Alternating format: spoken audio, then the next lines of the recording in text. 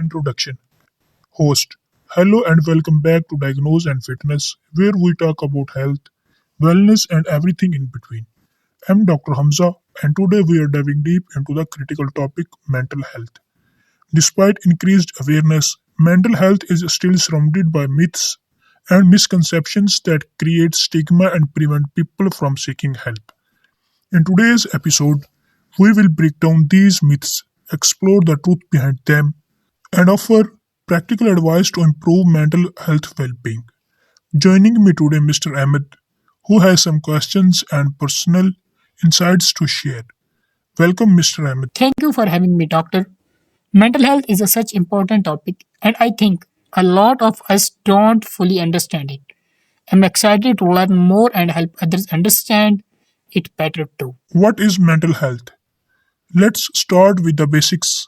Mental health refers to our emotional, psychological, and social well being. It affects with how we think, feel, and act. It also influences how we handle stress, relate to others, and making decisions. That makes sense, but do you think mental health is often overlooked compared to physical health? One reason is the stigma. Society often treats mental health issues as personal weakness rather than medical conditions. Unlike physical health problems, mental health challenges are not always visible, so they are easy to dismiss. Do you think the stigma is changing? Host, slowly, yes. Conversations about mental health are increasing, but myths and misconceptions or misinformations still hold people back. That's why we are here today to challenge those myths. Let's tackle some of the most important mental health myths. Myth 1. I have heard that only a small percentage of people have mental health problems. Is that true? Not at all, according to WHO. 1 in 8 people globally lives with a mental health condition. Mental health challenges are incredibly common, and most people will experience some form of mental distress during their lifestyle. Some people think that having anxiety or depression means you are weak. How do you respond to that? That's a harmful myth. Mental health conditions are medical issues, just like diabetes or heart disease.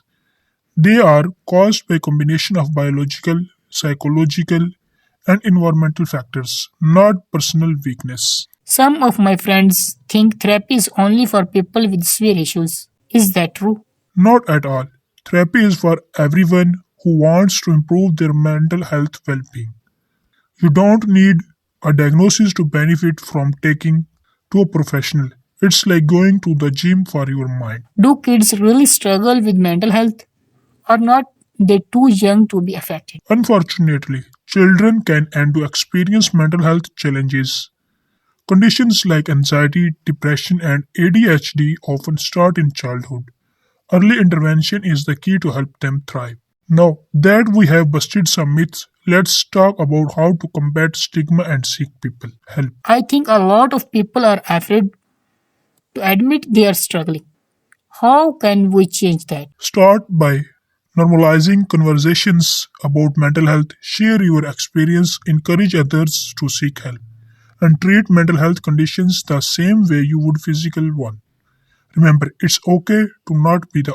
What are some signs that some people should seek help for their mental health? Look for those signs: persistent sadness or anxiety, change in sleep or appetite, loss of interest in activities, difficulty concentrating, feelings of hopelessness or worthlessness, thoughts of self harm.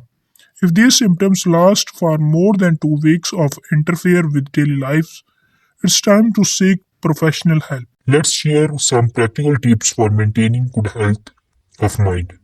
Stay active. Exercise release endorphins which boost mood. Stay connected. Build and maintain supportive relationships. Practice mindfulness. Techniques like meditations and deep breathing can reduce stress.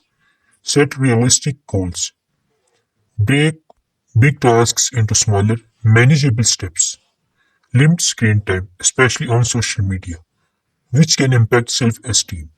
Seek professional help. Therapy and medications can be life changing for many. Those are great tips. I think people underestimate How much small changes can help? Absolutely. Small, consistent steps can make a big difference. Can mental health conditions be cured? Some conditions can be managed to a point where symptoms no longer interfere with life, but most require ongoing or caring and lifestyle adjustments. The goal is management, not necessarily a cure. Is medication the only solution for mental health issues? Not at all. Therapy, lifestyle change, and support system play a huge role. Medication is just one tool in a large toolkit. Can you prevent mental health issues? While you cannot prevent all mental health conditions, maintaining a healthy lifestyle, managing stress, and seeking early intervention can reduce the risk of severity of some issues. Is it normal to feel anxious sometimes? Yes, occasional anxiety is normal. It becomes a problem when it's persistent, overwhelming, and interferes with the daily life. How can I support a loved one with mental health issue? Listen without judgment, encourage them to seek help, and educate yourself about their conditions. Your support can make a huge difference. That's wrap for today's episode of Diagnose and Fitness. Thank you, Mr. Abdullah, for joining me and sharing your thoughts. Thank you, doctor. This was so informative and I hope it also helped others as much as I helped it. Remember, mental health is a just important